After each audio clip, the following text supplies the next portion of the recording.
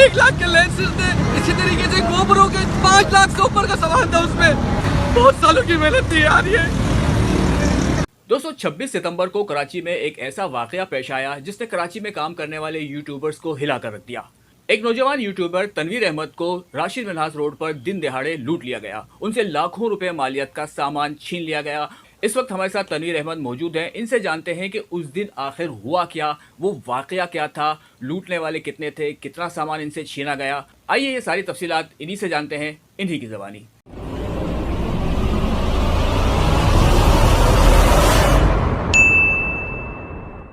अस्सलाम वालेकुम, बहुत बहुत शुक्रिया वक्त देने के लिए। मेरा नाम तनवीर अहमद बहलीम है और मैं गुज़िश्ता 10 साल से ज़ायद मुख्तलिफ़ चैनल्स में काम करता रहा हूँ, जिनमें लीडिंग चैनल्स हैं, जिनमें डॉन, समा, अब तक न्यूज़, 24 न्यूज़, आप न्यूज़। तो 2020 में आप न्यूज़ में मैं काम कर रहा था बतौर सहाफ़ी, और एक ऐसा सानिया हुआ कि वो चैनल बंद हो गया। और उसके बाद जो कहते हैं ना कि सहाफ़ी को सहाफ़त के अलावा कुछ आता नहीं है, तो हमें इसके अलावा कुछ काम नहीं आता था। तो कैमरा था, मोबाइल था, उसकी मदद से अपना एक चैनल बनाया यूट्यूब पाकिस्तान के साथ, और वहाँ से एक जर्नी शुरू हुई।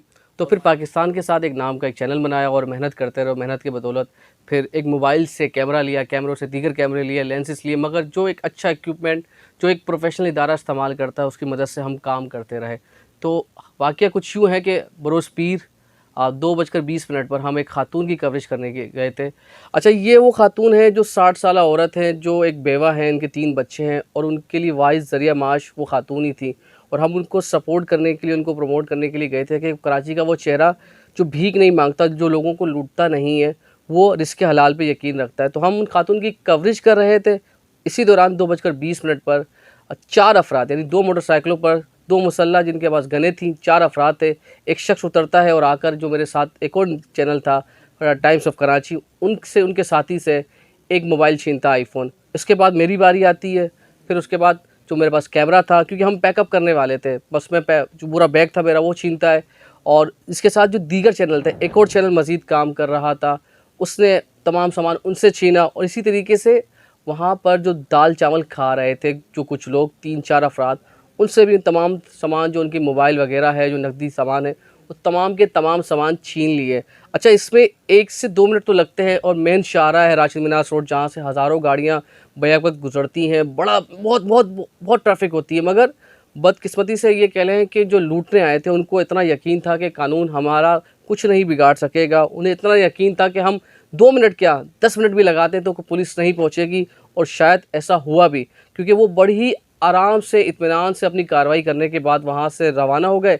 और उसके बाद मैंने, जो हमारी ट्रेनिंग होती है सहाफ़ती के, फ़ौरन से हमने 15 को इत्तला दी। और एक बात कही जाती है कि जी 15 कैसा भी है हमारा पुलिस का निज़ाम, मगर 15 जो है ना हमारी, वो बहुत अच्छा रिस्पांस देती है, रैपिडली हमें पहुंचती है। मगर 45 मिनट तक वहाँ कोई मोबाइल नहीं पहुंची। इसमें एक प्रेस क्लब शामिल हो गया था, सहाफ़ती तंजीमें शामिल हो गई थी, पुलिस के आला अफसरान की कॉल्स मुझे मौसूल हो गई थी, मगर उसके बावजूद पुलिस की मोबाइल नहीं पहुंची। और 45 मिनट के बाद जो मोबाइल पहुंची, उसने भी आकर, पता है मुझसे क्या हुआ, उसने भी आकर ये कहा कि जनाब, ये जो जहाँ आप खड़े हैं, जिस इलाके में खड़े हैं, ये तो हमारी हुदूद ही नहीं है, हम तो जोराबाद थाने के हैं, आपकी जो हदूद बनती है वो यूसुफ प्लाजा थाने की है। तो फिर यूसुफ प्लाजा थाने की पुलिस पहुंची 15 मिनट की मज़ीद ताख़ीर के बाद, यानी 1 घंटे तक पुलिस ऑन द स्पॉट मुतालिका थाने की नहीं थी।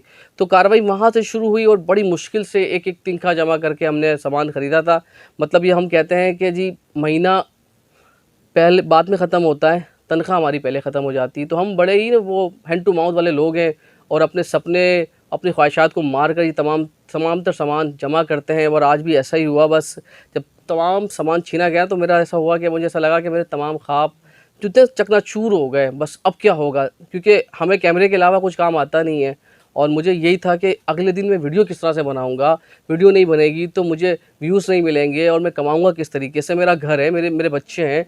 तो उसके बाद जो सोचते हुए आपने वीडियो देखी, वो उसी के तासुरात थे। उसके साथ साथ जब मैं ये बताने लगा टाइम्स ऑफ कराची को कि ये वाक़या हुआ, तो मेरे दिमाग में एक बयान जो हमारे एडिशनल आईजी साहब हैं उनका भी चल रहा था कि कराची वाले वावेला बहुत करते हैं, भाई हम क्यों ना करें, आप हमें मारो भी, आप हमसे हमारी तमाम कीमती सामान छीन लो, और हम अपनी आवाज़ भी ना उठाएं। तो आपको पता है, इस साल ही सिर्फ रिपोर्टेड केसेस 60,000 से ज़्यादा अफराद ऐसे हैं, या तो उनका मोबाइल, गाड़ी या कुछ ऐसा उनका कीमती सामान छीना जा चुका है या चोरी हो गया है। तो अब तो हम महफूज ही नहीं है। चाहे अब तो बहुत से लोग कह रहे हैं कि ये तो मेन शाहरा है। देखिए, मेन शाहरा हो, गली हो, नुक्कड़ हो, अब तो घरों के सामने लोगों को लूटते हैं, बल्कि घरों के अंदर आके लूटते हैं। अब तो खवातीन को थप्पड़े मार रहे हैं वो ना सामान देने पर। तो अब उनकी हिम्मत मज़ीद बढ़ती जा रही है। उनको पता है कि शहर में कानून नहीं है, लाकानूनियत है और उनका कुछ कोई नहीं बिगाड़ेगा।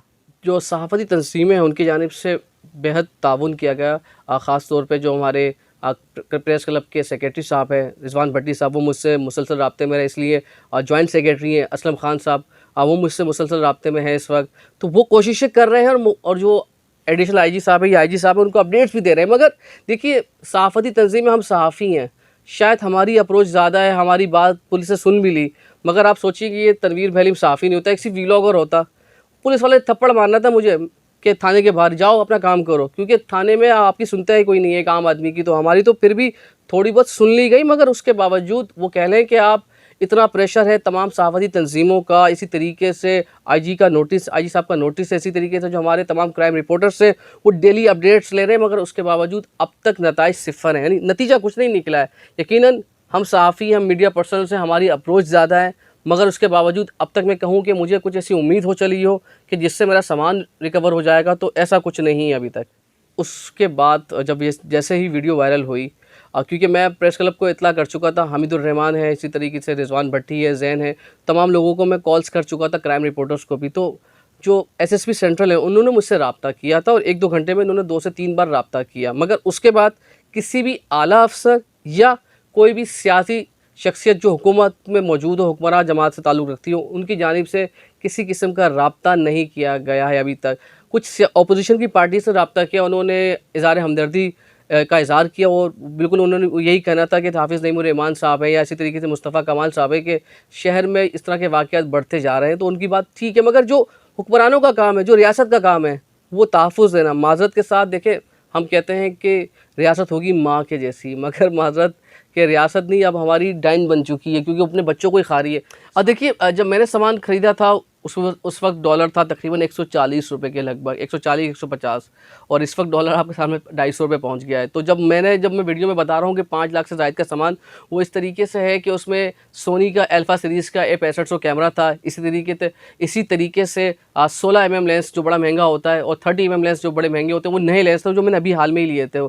और GoPro जो 10 एक्शन कैमरा कहलाता है, वो मेरी उसकी पूरी किट थी। इसी के साथ रोड के जो वायरलेस के माइक, बड़े महंगे तरीन माइक कहलाते हैं, वो मौजूद थे। फिर जो दीगर इक्विपमेंट होते हैं, लाइट्स होती हैं, कार्ड्स होते हैं, आपके पास मुख्तलिफ चीज़ें होती हैं, वो तमाम का तमाम सामान, क्योंकि जब आप जंग पे जाते हैं तो आप कोशिश करते हैं कि तमाम औजार साथ लेकर चलें। तो पूरी किट थी। क्योंकि मेरे पास एक ड्रोन भी है, लेकिन वो खुशकिस्मती से वो घर पे था, तो इसलिए वो छीना नहीं गया, वरना अगर वो भी होता तो शायद वो भी चला जाता। तो इस वक्त उसकी मालियत अगर मैं ख़रीदने जाता हूँ तो 8 लाख से ऊपर की है, क्योंकि मुझे जो फोटोग्राफर्स जो कैमरा मैन ने बताई है प्राइस, तो उसको 8 लाख से ऊपर का सामान कह सकते हैं इस वक्त आप। हुकूमत अगर तहफ़्फ़ुज़ नहीं दे सकती, जो यूट्यूबर्स या सहाफ़ी वर्किंग जर्नलिस्ट है जो आउटडोर जाके काम करते हैं, उनका जो सामान है महंगा तरीन, उनको इंश्योर्ड करा दे, तब जाके वो आसानी के साथ काम कर सके। उसको खौफ ना हो ना कि मेरा सामान छिन जाएगा तो मैं कल काम किस तरह से करूँगा। जैसे आज मेरे साथ हो रहा है कि मैं काम किस तरीके से करूँगा, क्योंकि मैंने जो वीडियो अभी तक बनाई है वो भी दोस्तों के मोबाइल से बनाई। तो मोबाइल के यही है कि जो हमारा सामान है उसको इंश्योर्ड करवा दे हुकूमत और हमें तहफ़्फ़ुज़ दे। और एहतियात ये है कि बस ऐसी जगहों पे ना जाएं, लेकिन सारी जगहों पे ही आपको पता है कौन सा इलाका ऐसा महफूज है।